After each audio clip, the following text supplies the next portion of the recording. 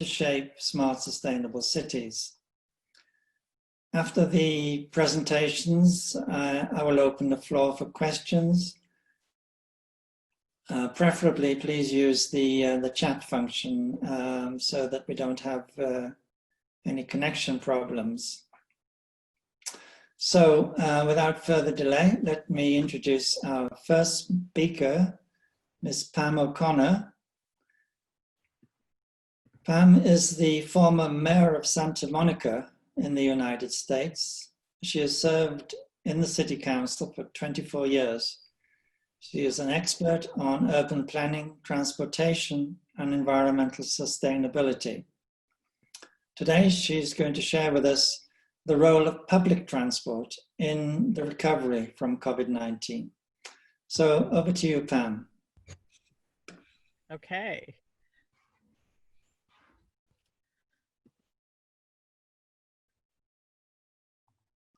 Okay, hello everyone, good morning. And I hope you can hear me well. It's Yes. morning here. Good. As we work from thousands of miles away from each other, you know, it can be a challenge. It's very early morning here in Santa Monica, California, on the west coast of the United States, but I'm still very pleased and thrilled to be with you. I'm going to be talking about the organization that I have been working with, that I am part of, called Metrolink. And Metrolink is the regional rail authority in Southern California, and it serves cities and a wide variety of regions, but it serves over 150 cities. So cities working together to combat climate change, to take hold of climate action through providing rail service throughout a very sprawling area of multiple counties. So obviously, as all of you have experienced, the pandemic has been a disruption. We don't see it as an existential crisis, as some do. We see it as something we can overcome, and again, as something that we can build upon. We have the opportunity to use this time and to adjust our business model so that we don't just survive, but we thrive. So we know we have to emerge from the pandemic as the best version of our agency to restore the confidence that public transit is safe in this environment. We've already become smarter about how we solve problems, using technology to address customer needs and make our organization more resilient, and to enhance the sustainability of our operations, communications, technology, and also to give us an opportunity to provide even better service.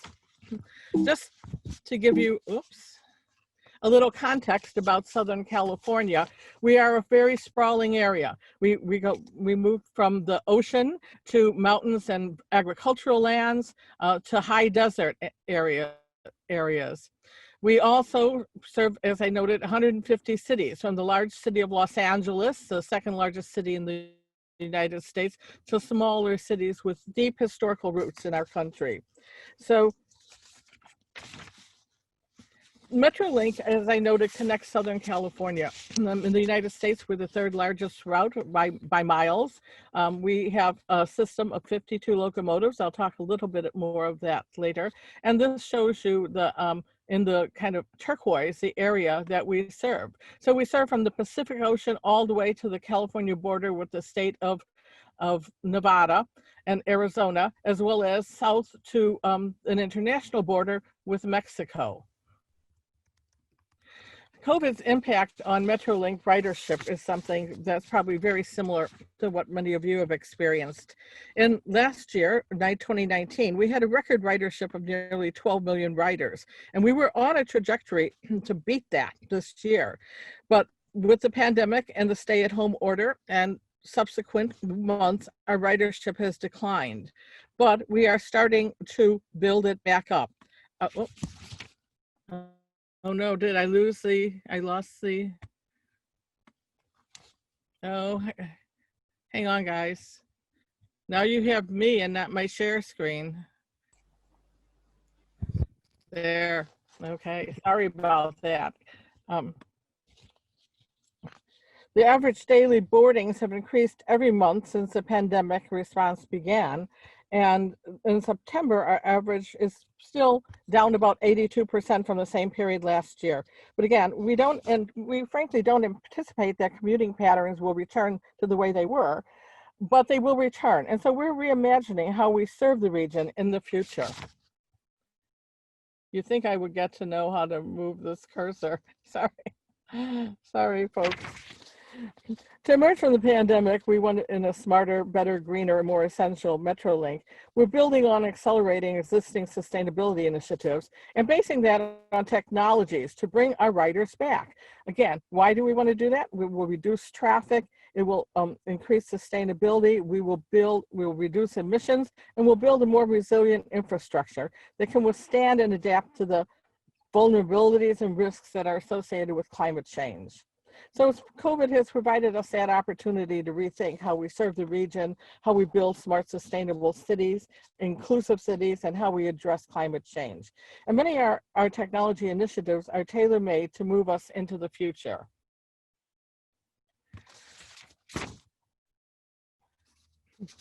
One thing we did is take a long look at how we communicate with our riders. During this time, it really became apparent that we needed to do a few things to make sure our riders who had stopped using Metrolink came back as the economy opened up, picked up again, and that they felt safe using public transit. We also couldn't ignore it that probably it would become more difficult to attract new riders than we had before the pandemic. So communications during this time period was key. We've stayed connected to public transit users. We've done that through a variety of means. Periodic emails to more than 200,000 riders, and through social media, such as Facebook groups for each of our rail lines, so that the riders could stay connected to us and stay connected to each other.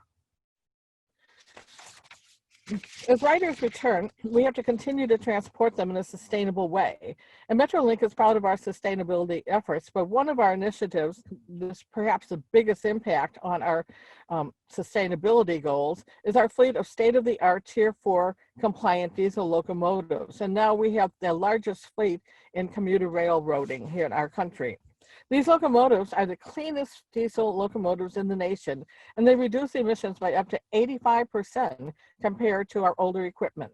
They have 2/3 more horsepower, and they're equipped with the latest safety upgrades. So we retired all our older polluting locomotives and are moving forward with our Tier 4 locomotives. Oops.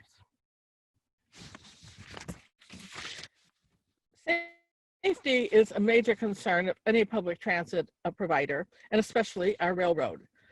Our railroad has been a leader in our country with positive train control technology.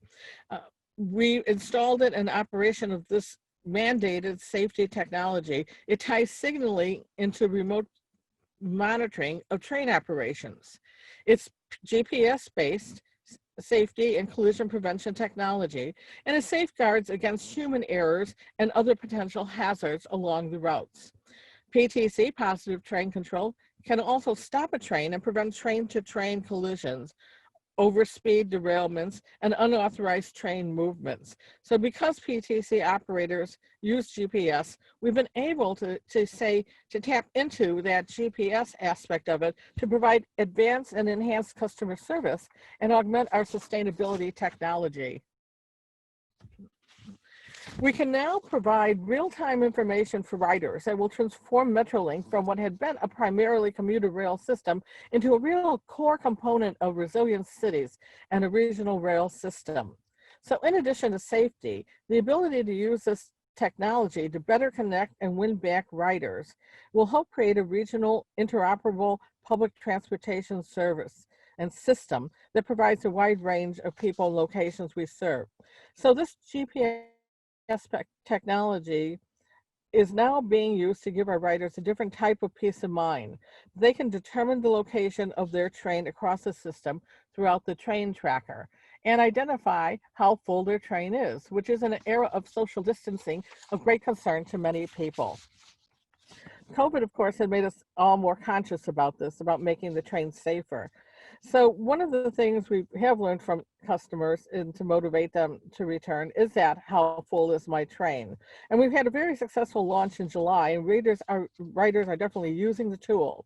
We expect that number to increase as ridership rebounds. So this technology has also allowed Metrolink to become a stronger network, connected to other means of transport in the region, as well as connecting housing and jobs with emerging and growing industries, trade, and technology hubs to create a more sustainable future.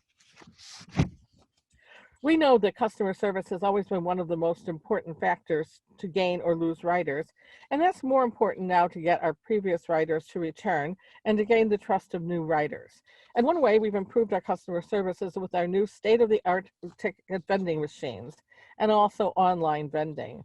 So for riders who prefer the contactless ticketing, they can download the Metrolink mobile app to buy, store, and share their ticket.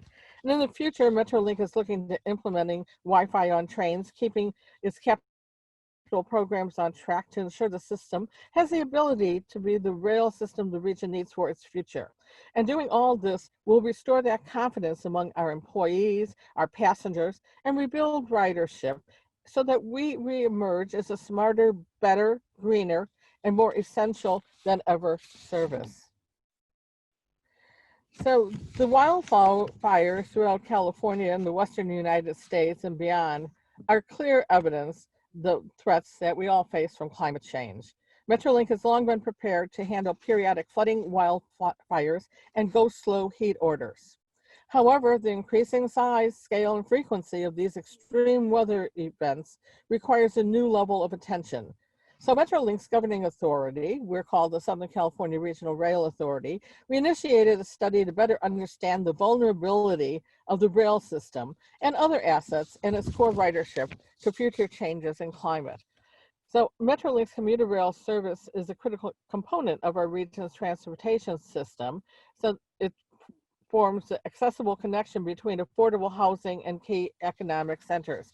So the timing of this study is critical because we're about to begin a 10-year investment in construction and rehabilitation projects that are part of a comprehensive regional multi-agency program working with cities and counties to restructure and revolutionize regional rail in Southern California. It's part of what we call our SCORE program, Southern California Optimized Rail Experience Program. To safeguard these investments over their useful life, which range from 20 to 100 plus years, it's essential that further climate conditions are considered in our planning, design, and delivery. This investment program is also significant as it supports and work is an opportunity to increase the overall resilience of our system. Uh-oh, I'm having problems with my screen share, guys. Well, I'm almost done. So, trust and confidence is our path to ridership recovery. Technology is the key to make sure we do that in a smart, sustainable way to address climate change and build a more resilient organization. So, sorry for my little technological snafus during it. Or maybe you didn't get to see the last slide, but hang on, we will get it for you. There. Well, maybe not. So anyway, thank you all for your patience during my obviously spotty little presentation, but here is the future of sustainability, and I will end it. Thank you. Well, thank you very much, Pam. Few slight technical hitches, but nothing to worry about. I mean, we are connecting together over thousands of miles thanks to this technology. And I even practiced. Don't worry about it. It was very nice slides. Lovely to see that beach scene. I wish I could be there. Thank you. No, and thanks for your positive attitude to overcoming the challenges of COVID-19. We have to keep positive about this and look for some really good lessons that will come out of this that we can use in the future. Thanks for highlighting the work of Metrolink to restore customers' confidence to travel again through the use of digital technologies. And Thank nice to hear that you've got eco-friendly locos. So thanks very much. Mm-hmm. So moving to the next panelist, we have Ms. Shai Shu Guang, who is the acting chairman of the ITUT Study Group 5, or chairperson of the ITUT Study Group 5, which has the title Environment, Climate Change and Circular Economy. She's also the Vice Director and Senior Engineer at the Energy and Environmental Department of China Telecommunication Technology Lab in China Academy of Information and Communication Technology. So over to you, Shai. Thank you very much, Michael. Can you hear me? Yes, fine. Go ahead. Okay. Thank you very much. Good morning, good afternoon, and good evening. Just now, Pam said in her side it's very early, but in Beijing, China, now it's at nighttime, you know, around nighttime, about 8 p.m. And it's my honor to be here as one of the presenters to communicate on ITUT standard activities to help the environment and tackle climate change. My name is Qi Shu Guang, acting chair of ITUT Study Group 5. And just to begin with, I would like to have this very good opportunity to say yesterday, October the 14th, it's World Standard Day and also International e-waste Day 2020. I think this is a very right time we can discuss on how standard can work in this climate change, tackle climate change aspects. And, you know, with the development of new ICT technology, you know, AI and big data, maybe, ICT sector accounts for around 2% global emission. But if we see another aspect, I mean, first, ICT, sure, they will bring us some energy consumption and the global emission. But another aspect, it can reduce, help us to reduce the global emission 15%. It means that they can work on different industries. For example, if we go in very detailed, frontier technology here, AI, big data, Internet of Things. Just now we discussed lots of traffic. You know, based on the big data and the AI technology, we can avoid traffic jam and save your time, make life greener. And we also have Internet of Things everywhere, 5G now developing and going everywhere. So they can help us to be more greener and tackle climate change, climate problem, I mean. And, you know, now ITUT helping ICT sector move towards the carbon neutral path through 4 ways. I mean, first one is international standard. You know, ITUT Study Group 5 developing international standard on environment, climate change, and also circular economy, including e-waste and any other aspects on climate change, I mean. And we also have research and the pre-standardization work on a focus group working on AI for environmental efficiency. And we are raising awareness through international events and reports. And we also have very active collaboration with other entities and the UN organization. And if we go in a little bit detailed in ITUT Study Group 5, what we are working on environment, climate change, and the circular economy, then we are responsible for study. First is study ICT environmental aspects of electromagnetic phenomena and the climate change. It means that we are working on ICT to environment. And another aspect studies to how to use ICTs to help countries and ICT sector industries to adapt the effect of environmental challenges, including climate change with with the Sustainable Development Goals. And in ITT Study Group 5, we have two working parties.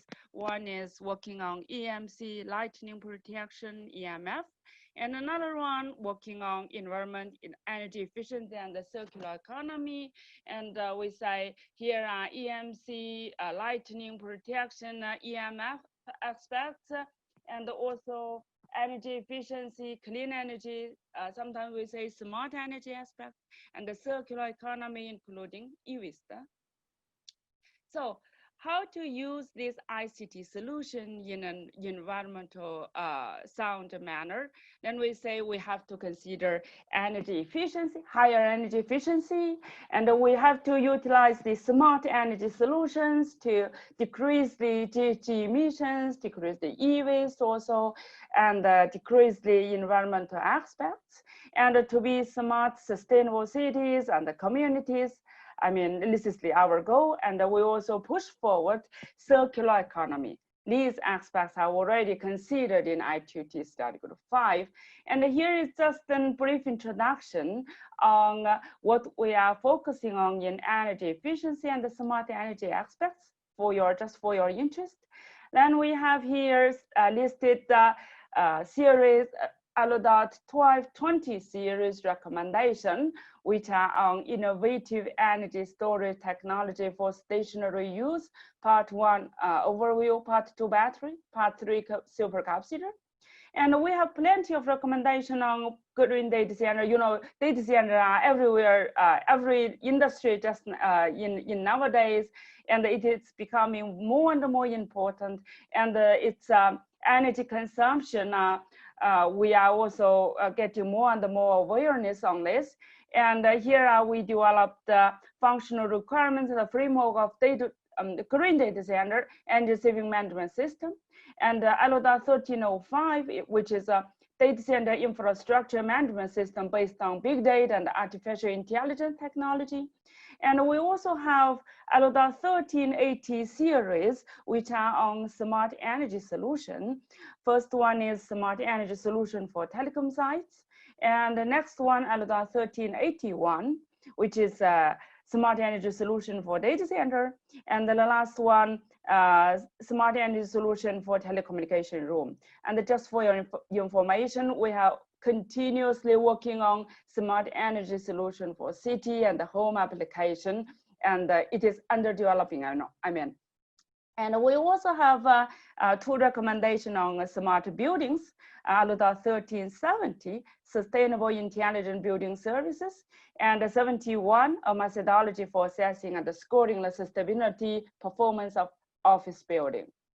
And I would like just to take an example of two exact, very exact recommendation. What is that content? And the first one is ALODOT 1210, Sustainable Power Feeding Solution for 5G network. This is very hot topic, 5G nowadays, and we are working on the power feeding solution. And firstly, we consider what is the 5G network and what will be the consensus, what is the requirements on power feeding system, power system, I mean. And then we say we have different power feeding solution for 5G network. Firstly, from telecommunication room, core room, I mean. Next one is for base station. We have C-RAN, D-RAN, different scenario. And we also focus on energy efficiency, how to increase the energy efficiency on this. And we also have renewable energy inside these solutions. And we also consider intelligent management to increase the energy efficiency. And we, based on this, we also consider dependability, reliability, and the maintenance. Not only energy saving, I mean, we have to be reliable. One less scanner needed to us to be reliable and no disruption. Then the last one is environmental impact. We say how 5G network will bring us environmental impact. This is our recommendation, ALODOT 1210 on 5G network. And another one, I just mentioned that this one is Smart Energy Solution series. And this one is Smart Energy Solution for Data Center, ALODOT 1381. Here we introduced the some smart energy solution like combined cooling, heat, and the power solution, direct AC main supply. I mean, we don't use any UPS or some other converters to lose energy, and also green energy solution. That means we use PV energy.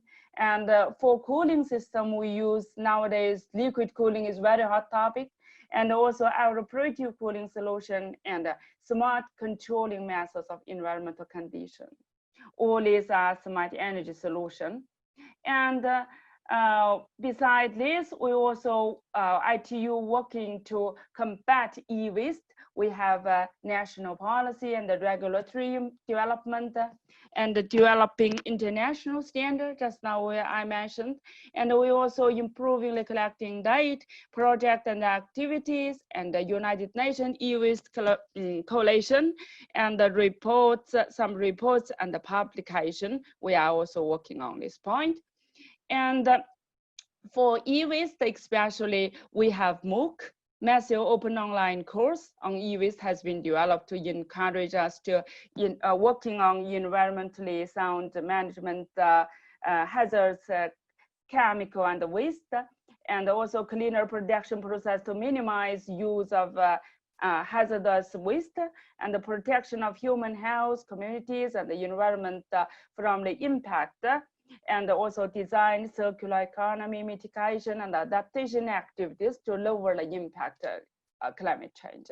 This is the online courses. And we also have another aspect to tackle climate change, helping the ICT sector reduce its emissions.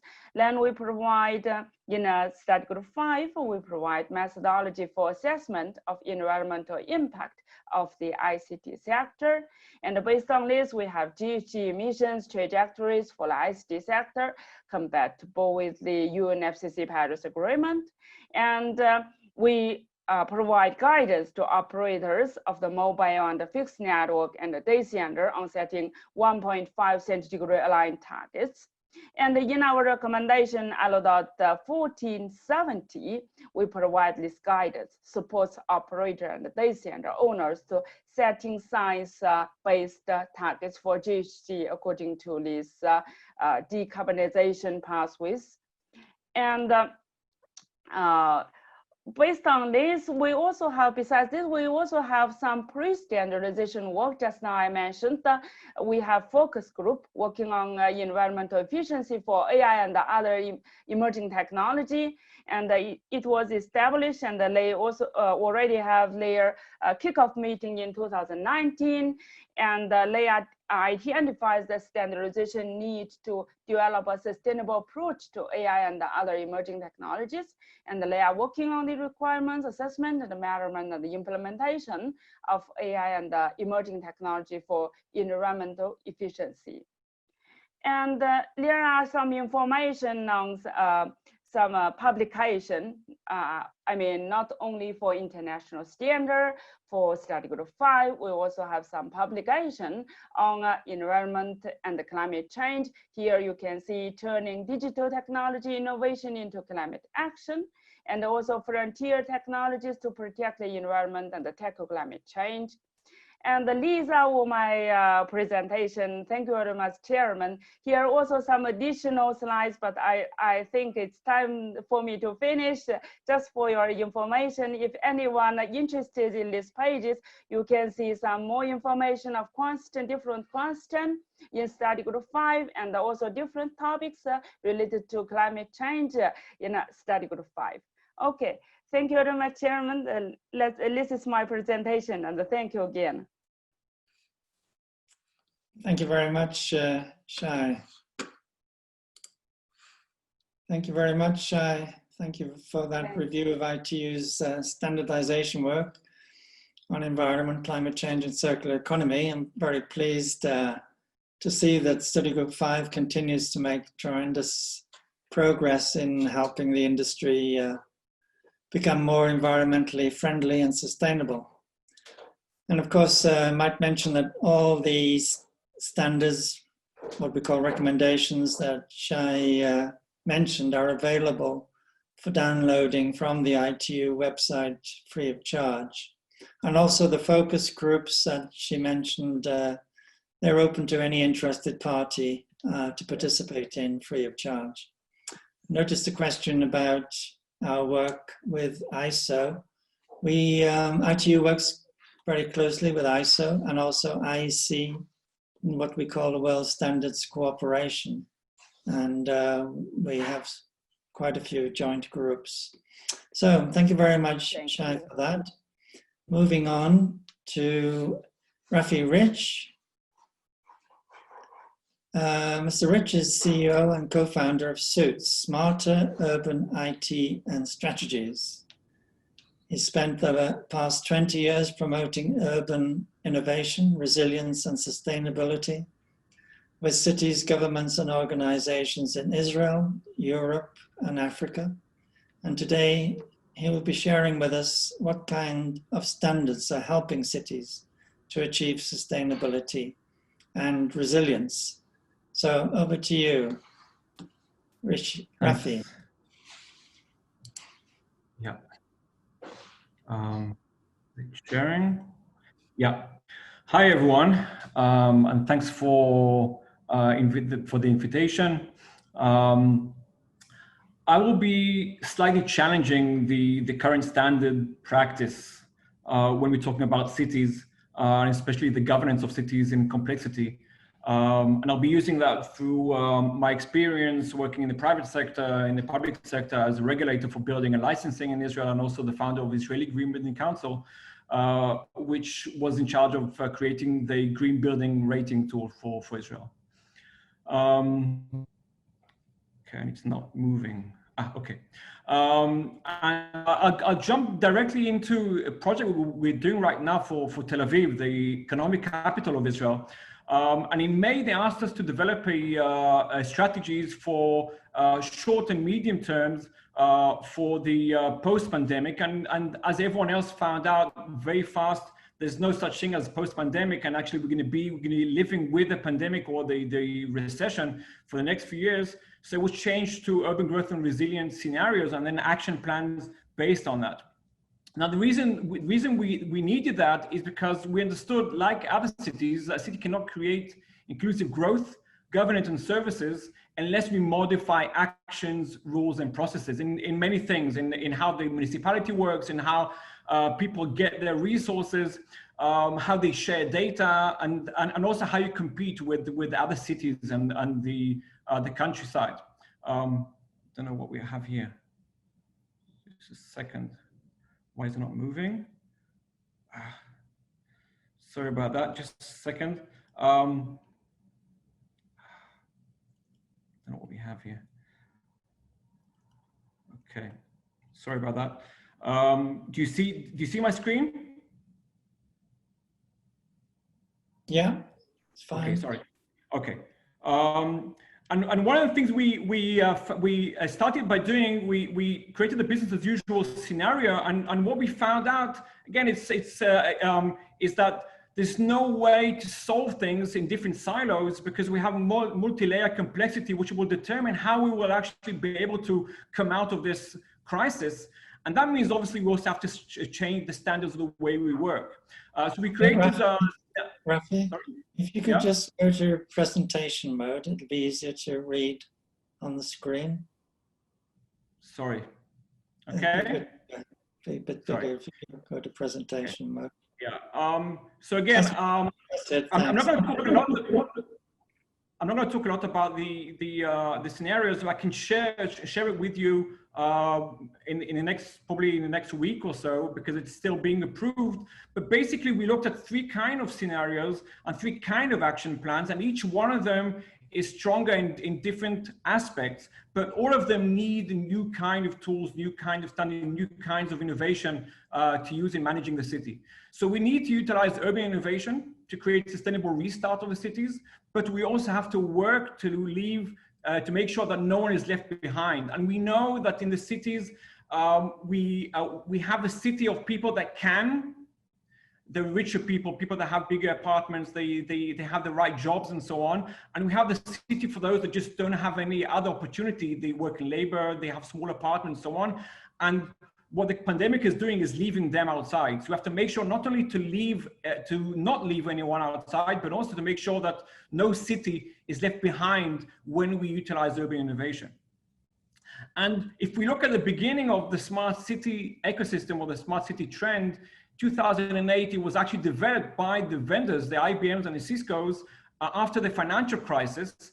And it didn't start from impact. It didn't start from how we can understand the city, but we had the right tech, and also looking back towards system dynamics on the 60s and 70s, we'll try and utilize technology to do that. So we want to start talking about impact and not necessarily about utilizing tech.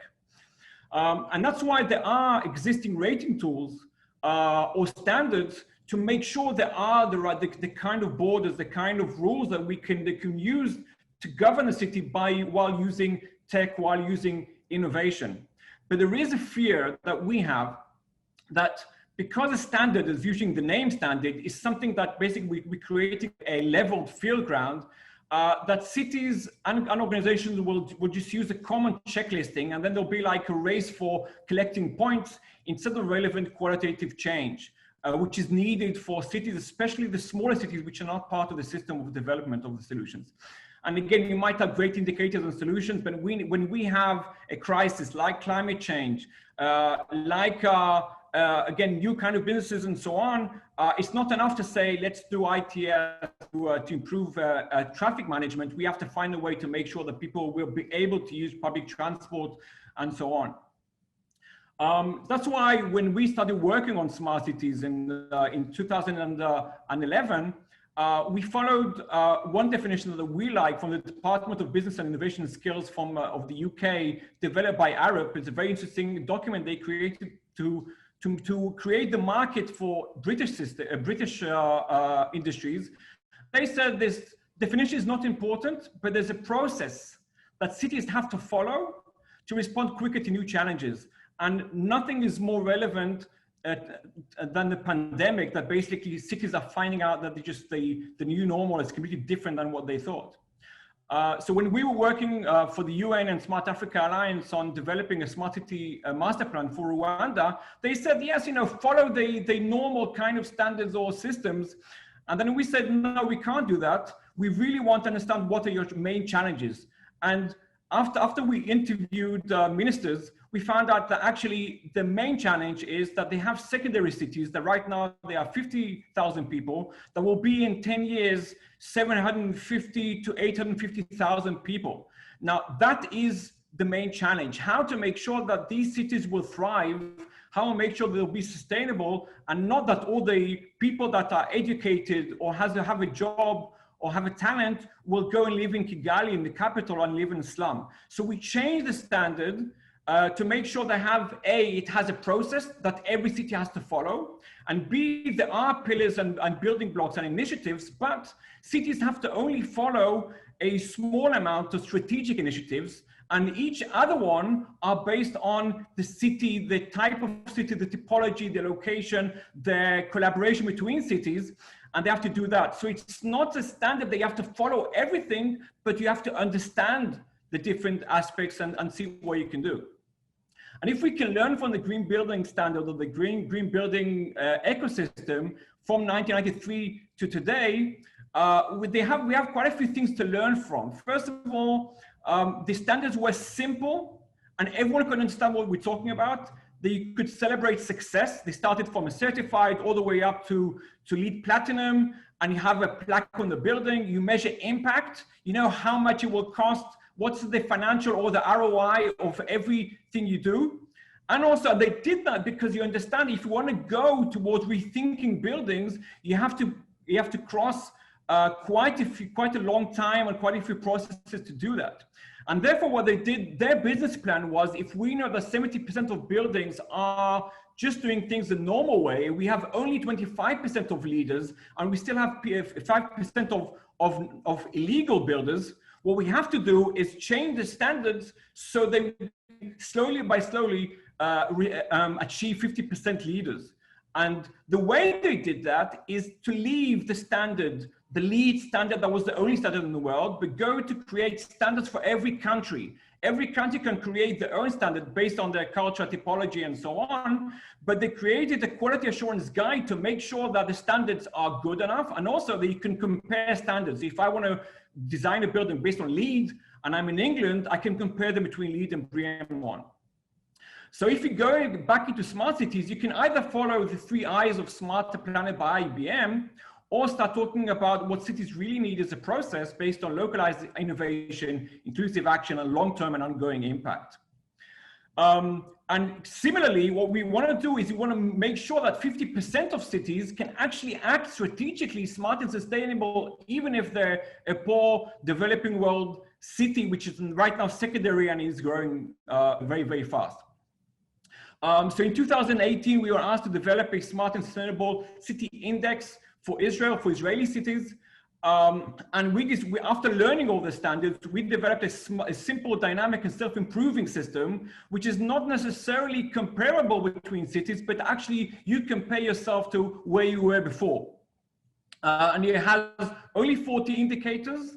It has 4 themes. One is strategy, how and what, and make sure that you have a strategy which is measurable, which is comprehensive, and it's based on local problems. Otherwise, you don't get any points. And management issues, how do you use data, why do you use data, and what is the process you're using? What actions you are designed and implemented to improve sustainability. So you don't get any points if you are using mobility technology. You do get points if you create a strategy to improve mobility and access to services while using solutions, and you're checked upon that. And innovation, again, how do you improve stakeholder ability to reduce the challenges while promoting growth? So this was the system. We created a playbook, which we gave all cities. And in the playbook was the reason why you need something, the essence of the issue, and then the score. And I highlighted one example.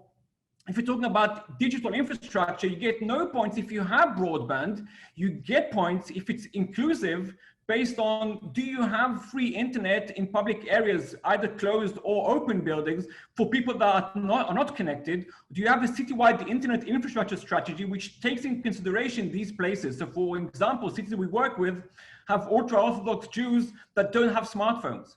So that means that they have no way to connect, they have no way to pay taxes, they have no way to get smart mobility and so on. So we had to make sure they have also solutions that can also bring innovation and bring digital solutions to their cities and so on.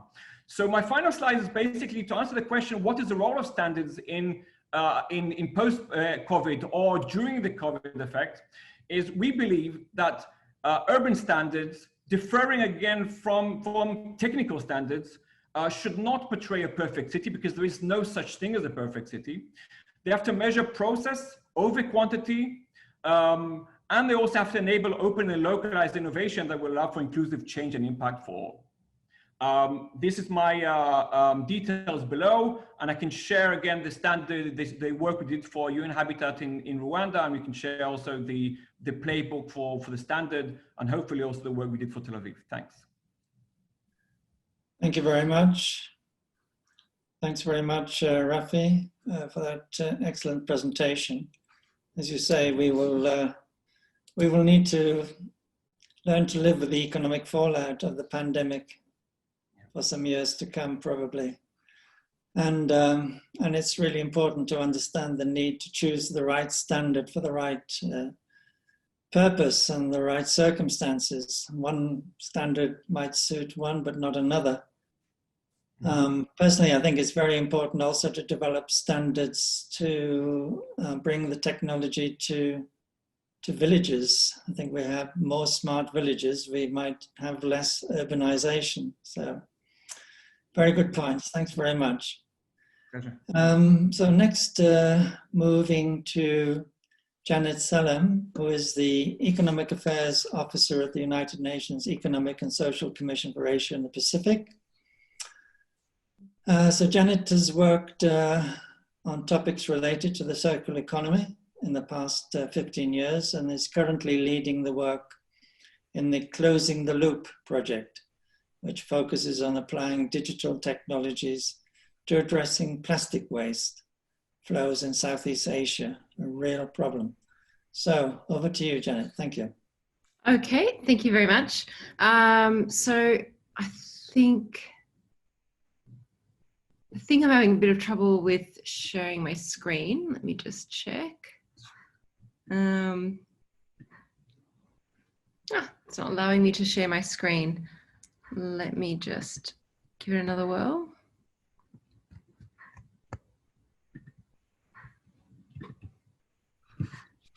Okay, so hopefully you can see it now.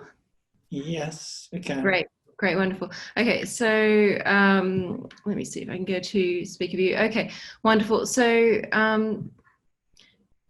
I'm calling in from the United Nations Economic and Social Commission for Asia and the Pacific. And so what I want to talk about is how ICTs can be used for smart and sustainable cities based on our experience. So I want to say, for one thing, just as a region, Asia, we love cities and we love ICT. So the Asia and the Pacific region has become majority urban in 2019 for the first time. And we have more than 2.3 billion people in the region living in cities. So we really need a sustainable urban future more than ever.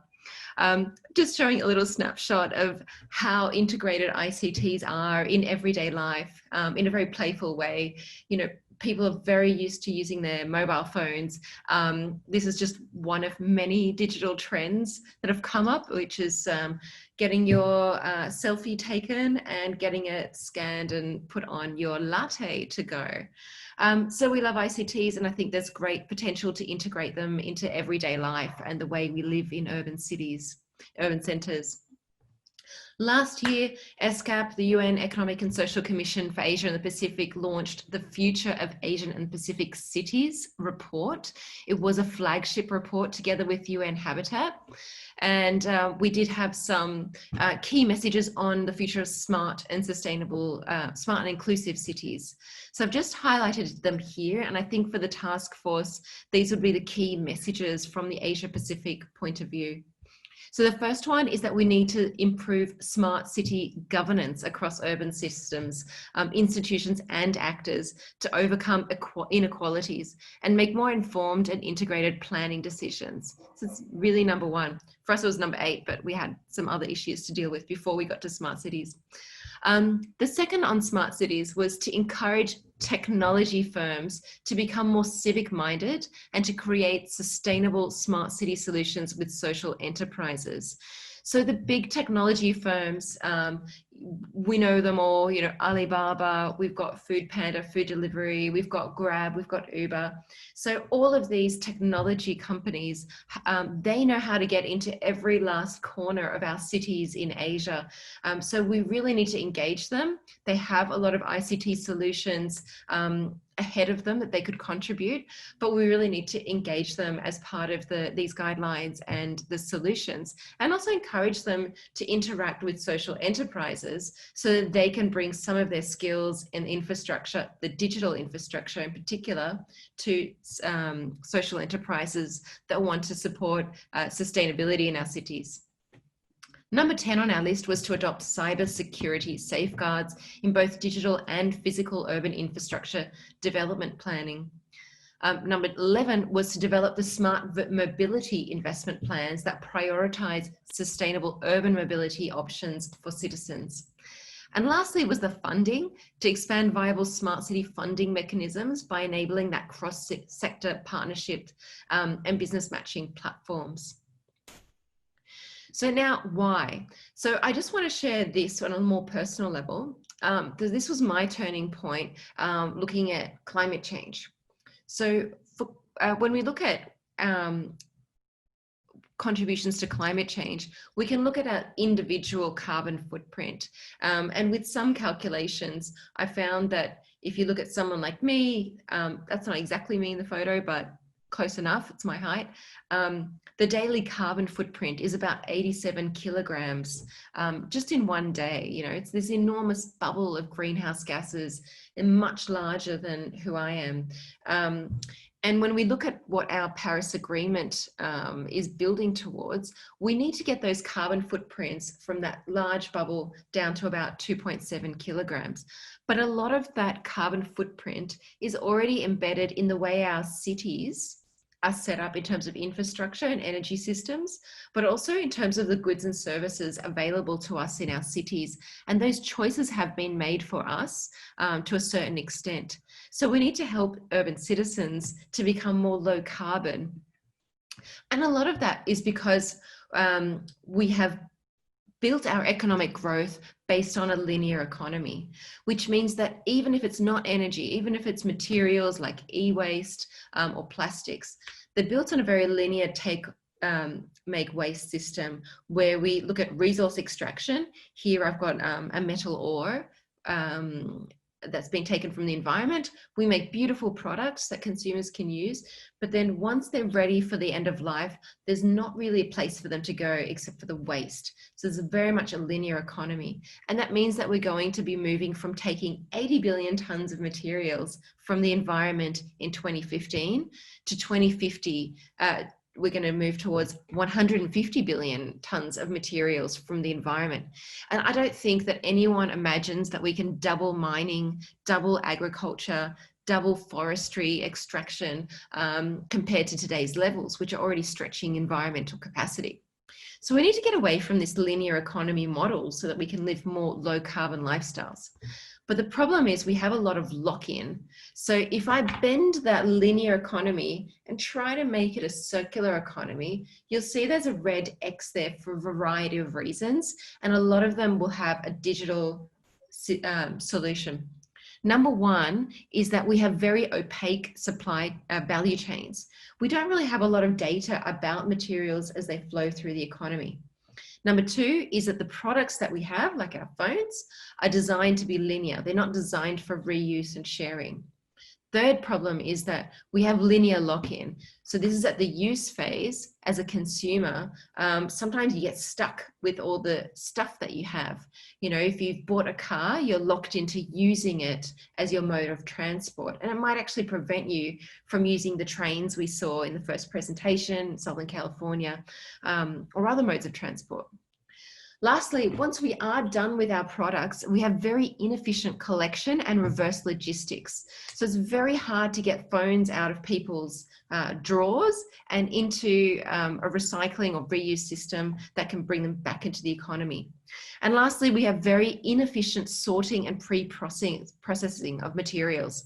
So even if you get those materials into the right hands, it's very efficient how we actually break it down and try to get that material back into the economy again. So we need to go to circular economy principles where the waste and pollution is designed out of the products and urban systems, particularly those single-use plastics that we hear a lot about these days. Secondly, we need the materials to be kept in use and maintain their value. Don't downcycle them, but keep them at the same or higher value. And lastly, we need those natural systems around cities to regenerate. So let's look at ICTs or digital technologies and how they can overcome that. I won't go into too much detail, but you'll have my presentation. So it really begins at the product design stage. Now, product design can be much improved if we empower our product designers with digital technology. For instance, big data and analytics and artificial intelligence can help us optimize the formulas for different materials that we use in our products so that they can be recyclable at the end of life. Once we get into the use of products and materials here, where most of us are, we need to enable efficient reuse. We need service-based models. We need connected, reusable products using Internet of Things. We need big data analytics, and we need blockchain maybe to also to help us with the transactions so they become more efficient. Now, even if you reuse and reuse and reuse your products, one day they will become waste. There will be too many defects to upcycle or refurbish or reuse them. They do need to go into waste management, and that's a very, very inefficient process at the moment that can be optimized using digital technologies. So we need to optimize collection and reverse logistics using, for instance, tokenized reverse reward systems, virtual waste management platforms, waste taxis, and there we can use a whole bunch of technologies blockchain, mobile devices, artificial intelligence to optimize these things, and Internet of Things to connect the devices. Now, once the products go into waste management, we can also optimize how you sort them and how you pre-process them, which also involves like dismantling them. So here we're looking at robotics, machine vision, and then also spectroscopy. And that's looking at like hyper-intelligent sorting or disassembly robots, and maybe even having a digital signature on the products or components that a robot can read, but may not be visible to you and I. And lastly, we need a transparency of material flows. So we need an internet of materials, a digital replica of all the physical things floating through our economy so that we can keep track of where they are. And there's different businesses enabling this circularity can find them and optimize how to reuse them. So we look at product passports, for instance. That's come up a lot in fashion, where each product has a passport, you can scan it, figure out what to do with it when it's in your hands. So a couple of examples from our region. Mobike is one of the largest bike share companies in the world, and it's digitally enhanced with a lot of different technologies, IoT, for instance, a really, really good mapping system. They use geofencing, so you know if you're parking it in the right place. They've also used a lot of other technologies and chemicals. They've made very durable wheels, for instance. They say they've reinvented the wheels, and they've used photovoltaics, etc. All I can say is they're responsible for 30 million bike rides every day that arguably wouldn't have happened without a bike share system, a connected bike share system. And they've managed to optimize it to get through some of the hiccups that other bike share systems have come across. So very, very good circular system. So just a shout out to some of the work we're doing in ESCAP to use digital technologies to enable sustainable smart cities. We're very concerned about the plastic that's coming out of ASEAN cities and moving into the ocean. So what we're doing is we're working with Japan Space Systems to develop a digital tool using satellite data, remote sensing, but possibly drones, also a lot of crowdsourced data to map out the plastic waste that's moving through urban river systems before they get to the ocean, so that we can track the hotspots and manage them before they contribute to the ocean marine litter. Now we combine those images and those data inputs from the satellites and drones with machine learning, which will learn to recognize the plastic in the images and help to map out marine plastic hotspots in Southeast Asian cities. So if you want to learn more about that, the link is down there. Also, I just want to give a shout out to 2 countries doing some interesting things that could give good case studies for ITU's task force. One is the China Emerald City Guidelines, which is a model for urban development and city development going forward based on smart tech. They have 12 guidelines that what you see on one side of the screen is the goals that they have for those cities, including more sustainable buildings, waste management, water efficiency, small blocks, transit-oriented development, urban growth boundaries, to keep those cities compact. And they are using a range of smart telecommunications, smart mobility, smart energy management, smart governance, smart public services, and smart safety as well.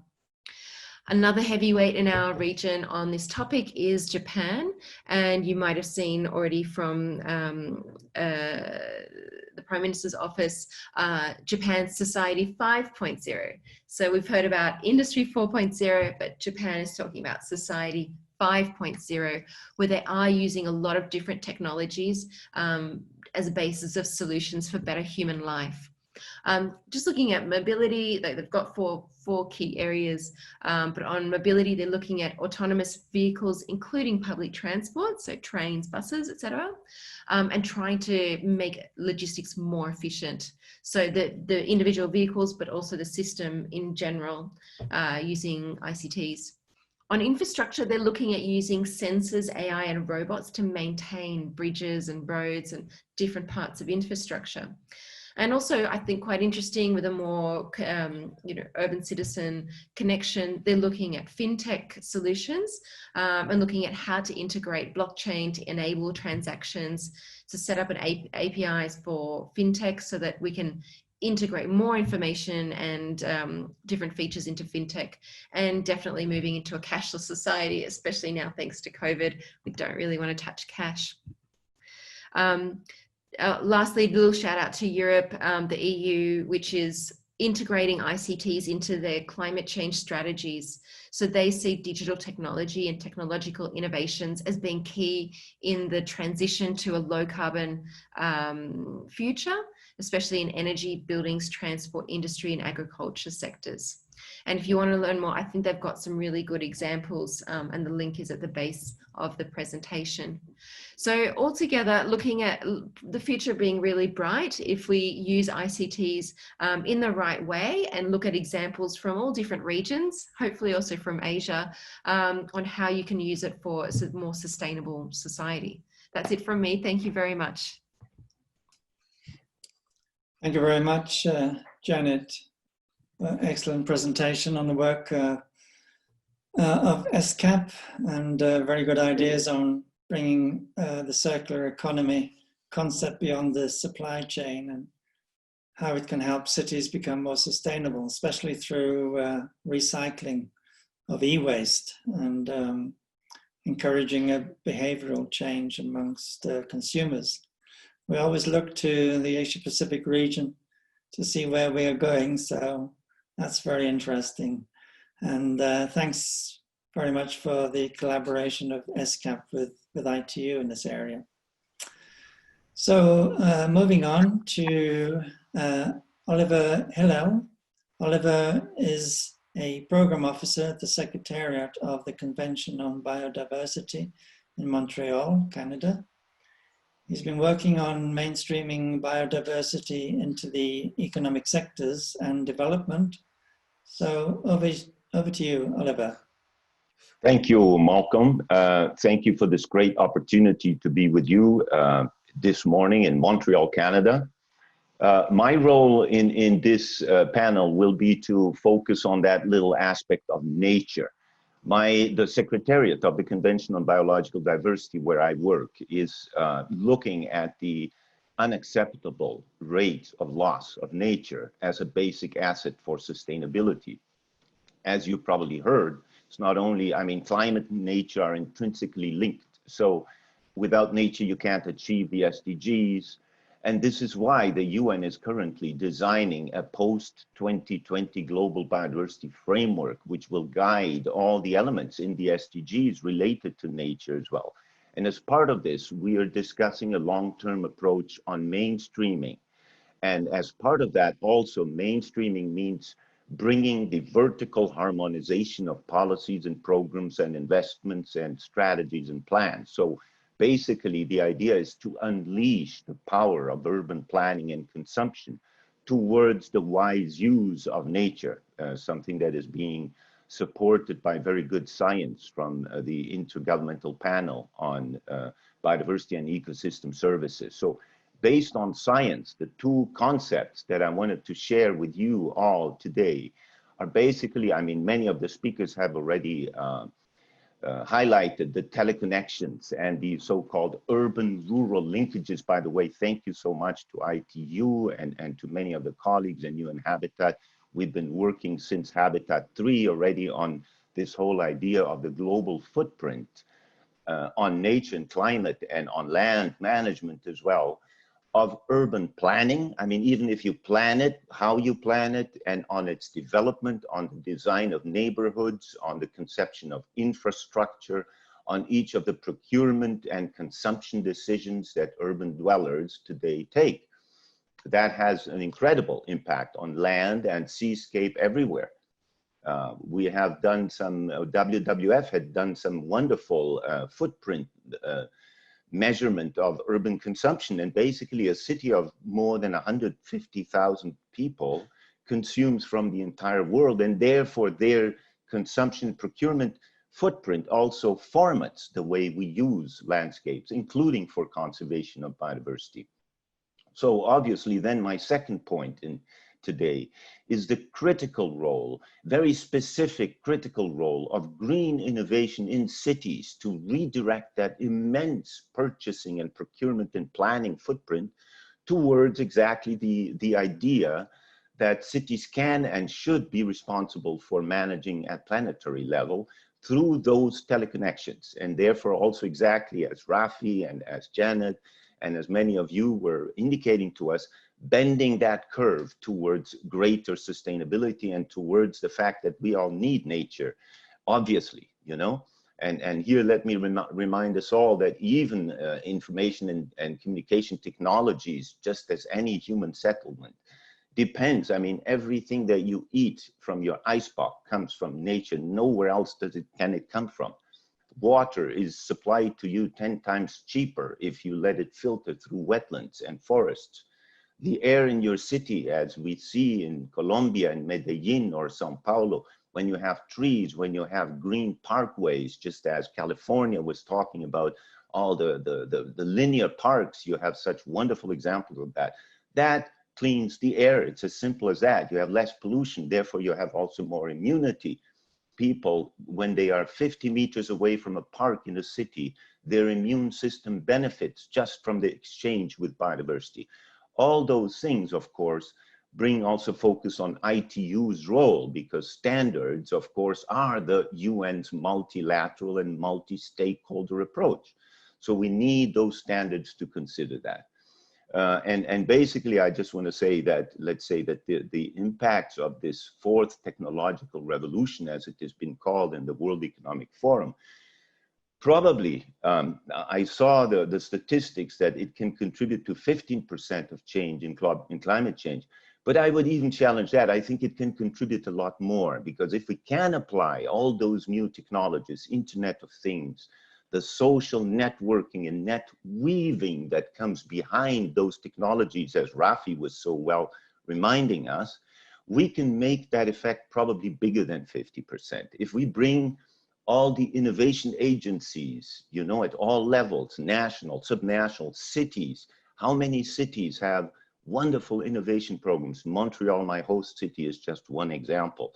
In animation, in 3D, so many things can do in gaming and video, the use of video games for education and for people to understand what nature means for them. So basically all I want to conclude is to say I thank the Global Forum and ITU for this opportunity, and I think using those urban-rural linkages and using principles and standards such as those of the United Forces Smart Sustainable Cities, we in the convention are ready to help that in 2021 in China, we can have a real new deal for nature that considers the tremendous role of information and communication technologies. Thank you very much. Thank you very much, Oliver. Thank you for sharing with us the importance of green innovation and biodiversity in sustainable urban development. As you say, not only is nature essential for the environment, it's also important for our own physical health, but also mental health as well. How much people benefit from seeing nature. You could see that today, Malcolm, every day when we are isolated in our homes, just going out into a garden and breathing in and looking at a bit of green, it just soothes you so much. So we don't need to, you know, it's very obvious. So thank you. Yes, yes. I saw a note on the UK National Health website saying that the best way to overcome the mental trauma of the lockdown is to take a walk in the country. So thanks very much for that. It's an area which doesn't get sufficient attention. So thanks very much, Oliver, for illustrating the importance of biodiversity.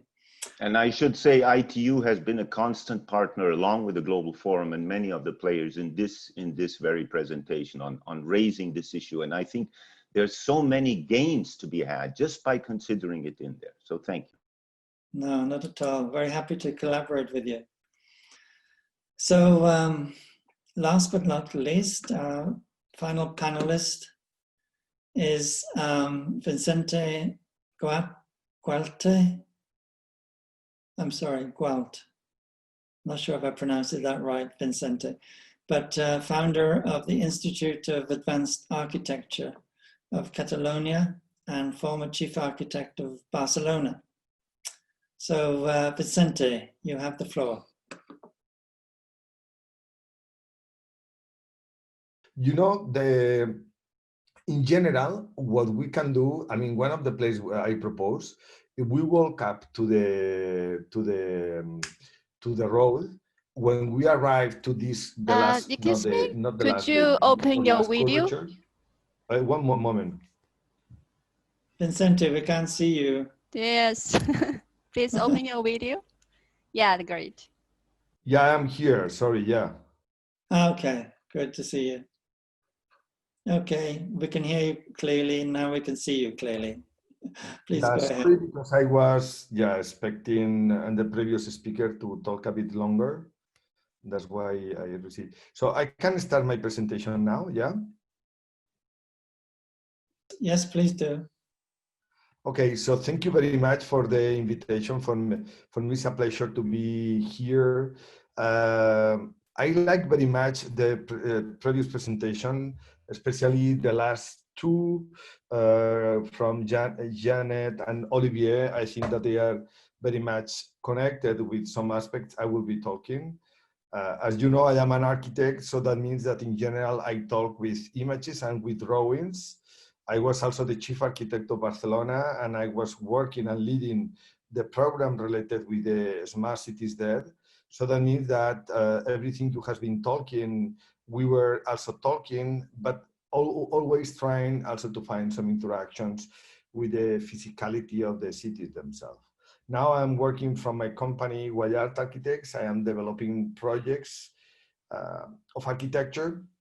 I was very happy when two weeks ago, the chairman, she announced that they want to find the neutrality by 2060. This is something that in Europe, we already approved by 2050, but that means that this will bring some very important changes. And in fact, the commitment of President Xi about the climate from my point of view is quite strong. In fact, he was the leader that was presented this new city called Xi'an that is in the south of Beijing, where will be a kind of place to decentralize some activities. And then the proposal that they did about the city, the master planning, is very much very different to other Chinese cities. It's a more ecological city with blocks like we have in Europe mostly, and in some places in America. And then what happened is we were able to present a proposal to do housing there. Because housing in China today, they do buildings in general like this. And today, China is the first emitter of CO2 emissions in the world, because in fact, the cities are receiving goods from outside, and they are producing trash, and they are producing CO2 emissions. This is our history of industrial cities. But then the next generation of cities, we could call them biocities, because we are going to merge the nature and urbanity. We need to learn from how the nature works, how the forests work. So that means that these biocities should absorb CO2 instead to emit CO2. And that means to find some, the development of the circular economy and the biocircular economy should be emerge about this kind of fusion between the forest and the cities. You know, the last big pandemics was in 1920, 100 years ago, exactly right now. It was called the flu, Spanish flu, although it was not obviously emerged from Spain. But this was a moment also that architecture took also very seriously about the idea of doing a revolution about how to design buildings. For example, start to play with big terraces in the building, and this is some samples from some later buildings connected with ecology and with health related with buildings. In our case, we were participating in a competition that we won in order to develop 4 blocks in this place. And this gives us a good opportunity to describe how we imagine that we should develop new housing around the world. Because in the world, as I explained in the last meeting in Addis Ababa, like 2 years ago, 1.5 years ago, the question is, there will be 2 billion people that will be urbanized in the next 30 years. So that means this is the equivalent to build a city of 5 million people during every month in the next 30 years. And that means that we need to really rethink how we build, because to keep making business as usual is not possible. So in our proposal, we are thinking about how to do the homes, the buildings, and the blocks themselves. And here we propose, we merge the idea of the European, the Chinese block, and as you will see now, the idea of introducing agriculture in the cities. So this is a first image of our proposal, where all buildings are done with wood as part of this circular economy model. We include the greenhouses in the rooftop of the buildings, greenhouses that will allow to produce energy and also will allow to produce food near where we live. And this will protect us from these pandemics, but also from other potential crises that we'll have in the future. Buildings also include some areas for working. So it's a place where we can live, we can work. And this is connected also with the idea of creating walkable cities, you know? So the traditional model of these Chinese and European cities is something like this, the centralized model. And the internet age, we should move to the distributed model. That means that instead to develop cities that are super centralized, like Moscow, Beijing, or Paris and many others, we move, and this is a drawing for Barcelona, we move to a model of distributed cities. So that means a city as a metropolis of neighborhoods where the people can live, work, and rest. And this is some analysis and some work that we were doing in the city of Barcelona about doing this kind of walkable city. In Paris, they call it a 15-minute city. The idea of how the cities are, if you see how cities are today, we can see that in the past, in fact, there were no cars in the city. There were many people walking. Cities were much more walkable. And this is something that what happened in the past and what maybe it should happen in the future. And that's why in our blocks, we create big courtyards with green and some social activities inside. These blocks also will produce their own energy and will reuse their waters. And we follow the principle of this city anatomy that we developed when we were in the city of Barcelona. And today this has become one ISO standard.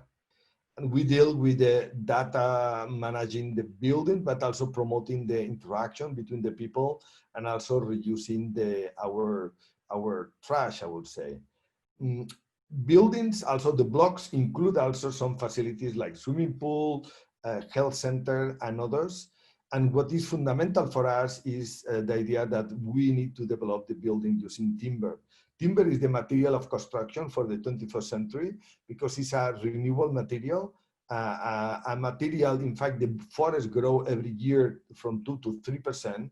And obviously we need to extract wood from the forest using let's say, sustainable management, not doing deforestation, obviously. Today, wood and the CLT, industrialized wood, is the new material for the construction, and there are many buildings to be built right now. In fact, this one in the left is the tallest building made with wood, and this is in Norway. This is somewhere in Spain, using called CLT, cross-laminated timber. And this is the proposal that we did. And in fact, right now, after winning the competition, we are starting to talk with local companies in order to start to discuss how we could build these blocks.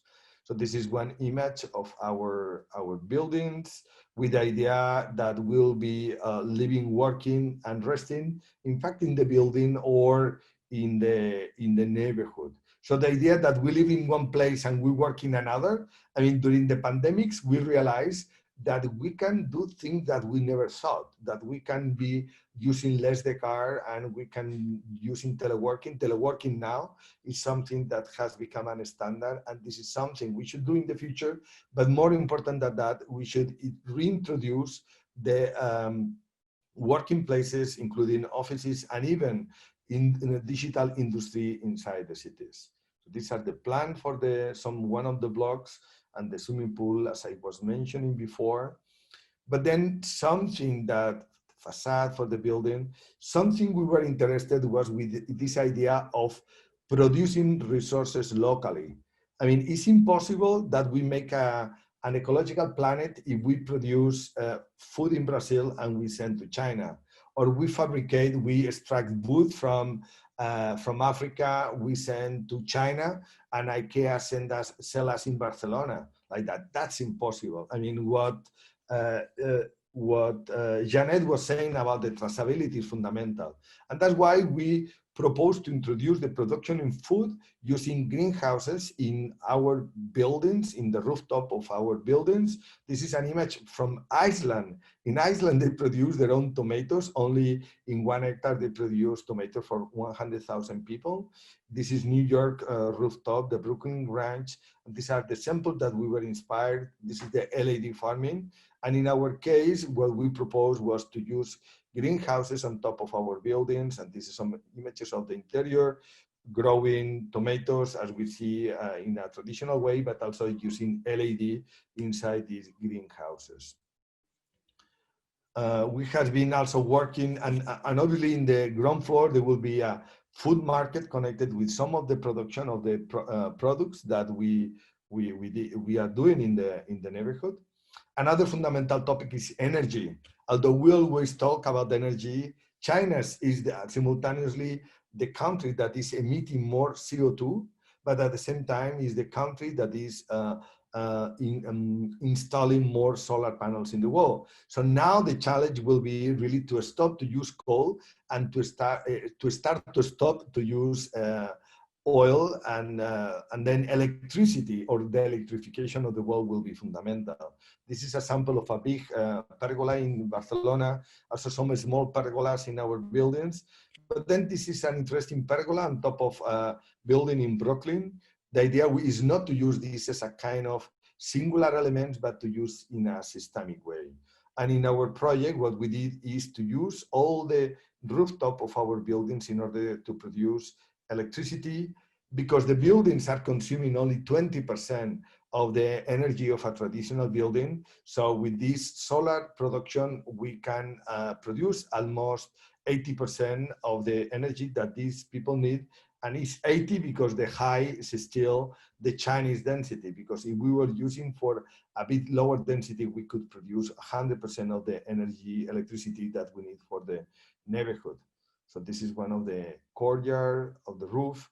Another fundamental topic is the production of things. We still think that it's good that we design and someone else produce. We are always looking for a kind of poorest country to produce things like Bangladesh, Indonesia, and some, etc. But the most advanced thing is to bring the industry again to the city centers using digital industry. For example, using this machine for digital fabrication. This is a 3D printer that makes a chair or objects like this in only one shot. So that means that digital fabrication is the new big trend that we'll be using.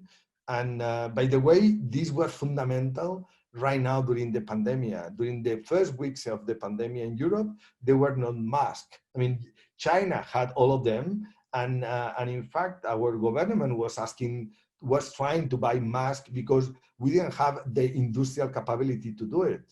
So what happened is that the makers start to print masks, and this is saving life. Makers in Spain produce more than 700,000 of these elements. And in fact, there were people hacking these masks from Decathlon, and then they were printing these pipes. We were ourselves helping hospitals on that. So that means that this is a small sample of what means digital fabrication, but we should think on the digital fabrication or the digital reindustrialization of the cities, like the super big trend for urbanity. And that's why in the ground floor of our building, we introduce fab lab or laboratories of fabrication where there are some robots and there are some facilities to work and to fabricate things. The last scale is the house, the apartment itself. And then in the apartment, we propose to expand the apartment in making terraces. Terraces is something that, in fact, in China, now they have some balconies, but they don't have big terraces. And during the pandemic, we learned that to have some space to expand our living environment for working, doing telework, I mean, remote lectures as we are doing now, kids doing education, this was something very fundamental. And we were designing, because this competition was done while we were in lockdown and all our office was dissolved, working at home is a fundamental approach. So yeah, this is the interior of the apartment where there are space to live and to work. But obviously we were thinking that should be some other spaces for co-working near our apartment. And that means to have spaces like this where people can go outside their home. Obviously, during the hardest moment of the lockdown, this will be impossible, but in the softest moment, this will be possible. But then the idea of teleworking today, many people already experience it. And also the teleeducation is one part of our living environment for our future. So this is some of the renders that we were doing for our project. So yeah, in our building, we propose also to have some small villas in the rooftop to have independent houses on top of it. And this is the plan for it. So we are very happy to say that we won and we are discussing now for the construction of this project. We were contacted by people from America, from India, from South Africa, and also from Europe. And I think that the technology should not be only used to create more applications and to promote some other digital connectivity between people, but we need to use technology and new ideas to transform the physical place where we live, to transform our buildings, our environment, our cities. And well, this is what we are doing, and this is the contribution that we would like to share with you for this conference. Thank you. Thank you very much, Vicente. Thank you for those beautiful slides. Of course, the role of architects is vital in building future sustainable cities. So very nice to see your ideas. And distributed cities seems to be the way we're going, with nearly everybody now working from home, which has been surprisingly effective and efficient, I think. So, you know, in ITU, we're currently designing a new headquarters building. So we're having to look at the impact of COVID-19 on the design of that building. It's going to be quite significant, I believe. So we've got 3 minutes left, and I believe another session is due to start at 5 past. So unfortunately, we haven't got any time for questions. If there have been some questions posted on the chat, maybe our speakers could have a look at them and respond on the chat if they have time. But unfortunately, we'll have to close now. So let me just say thank you to all the speakers. I think wonderful presentations. I think all the participants must have found them as enjoyable as I did.